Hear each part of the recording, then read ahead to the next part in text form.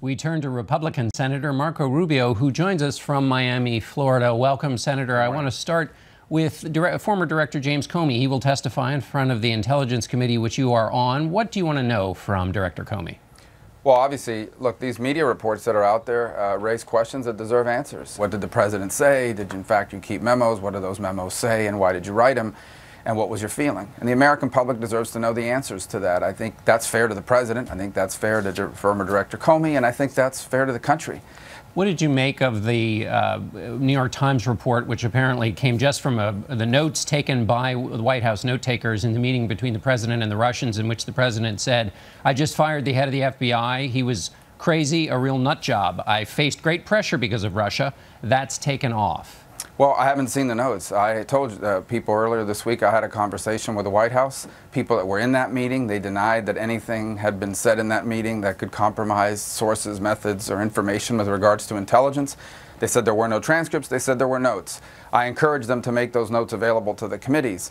That has not happened, and of course, apparently someone has discussed them or leaked them or what have you, but we haven't seen them. So I don't know if that's an accurate description of what's in the notes, and that's why it's important that the Intelligence Committee and those conducting this inquiry look at them. That's right. And there were two elements of that meeting with the Russians. One, possible classified information that was handed over. The other, this question about what may have been said about James Comey. Is one thing you're interested in, at least with respect to Comey, though, whether there was an attempt to interfere with the investigation by the president?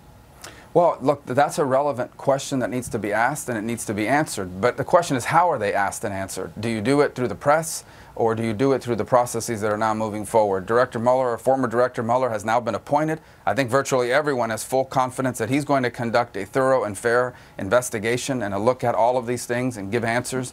And we're now going to look at it and continue to look at it from a counterintelligence perspective.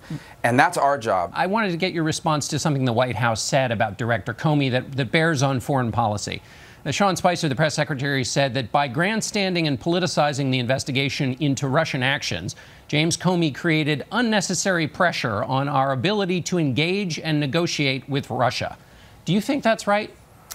Well, that may be the White House's opinion. I don't necessarily share that 100%, assuming that that's in fact what Director Comey was doing. I don't think that that does, because at the end of the day, the United States of America remains a major factor, if not the major factor, on the global stage. And American foreign policy resides not solely in the hands of the White House, but also the Congress. As you know, there's plenty of votes in Congress for additional sanctions. So I don't necessarily believe that it undermined our ability to deal with the Russians. That's my view of it. Obviously, the White House has a different take, but I don't think that. Isn't it, Senator, also the fact that the Russians, by trying to meddle in the election, undermined the U.S. ability to negotiate with the Russians? Well, certainly, I mean, it's a factor in our relationship. There is no doubt. And that should be the core focus of the Intel Committee's work, is to lay out to the American people not just what Russia did. I think we have a pretty good view of that already, but how they did it and what it means for the future and what we should be doing about it. Let me ask you about this report that classified information was given. The president said he was giving information to the Russians in that meeting in order to help them, quote, greatly step up their fight against ISIS and terrorism. Do you think that's a possibility, that by giving them information that the Russians will step up and help with ISIS? Well, two things. First of all, I don't know what the Russians knew already, number one, or at least I won't discuss that. Number two, I'm not sure that's what the president did, that he gave them that sort of information. Everybody that was in the room that I've spoken to denies that that's what happened. But obviously, that'll be a focus of the inquiries as we move forward. And number three, I think the Russians, if they cooperate against terrorism, it will be to the extent that it's in their interest vis-a-vis their view of the United States. Who they define as terrorists is not simply ISIS. They also define as terrorists virtually any group on the ground that is confronting Assad. We're focused on radical jihadists. They're focused not just on that, but anybody who is trying to get rid of Assad. Senator McConnell, Republican leader in the Senate, said that he'd like a little less drama out of the White House. Do you share that view?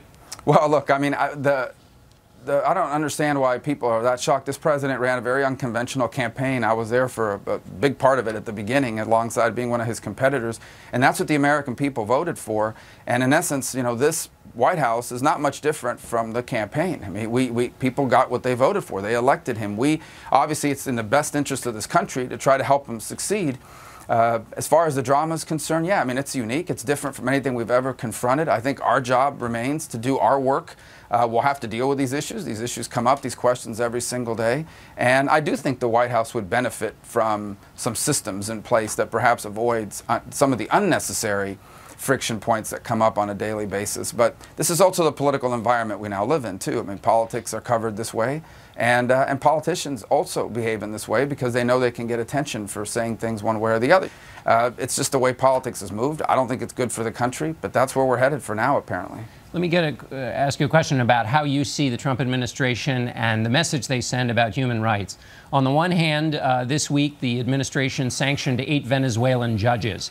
And you said, this is an issue you've been working on, the United States is not going to allow those who impede democracy to violate human rights. But then, on the other hand, the administration towards countries like Saudi Arabia, Egypt, Russia even, seems to have a more muted public voice about human rights. How are we to weigh those two differences? Well, it's not an approach that I entirely agree with. I certainly believe that we need to confront Venezuela and Cuba and Iran and all the human rights violators in the world. And the White House is willing to do so publicly for nations that are hostile towards the United States.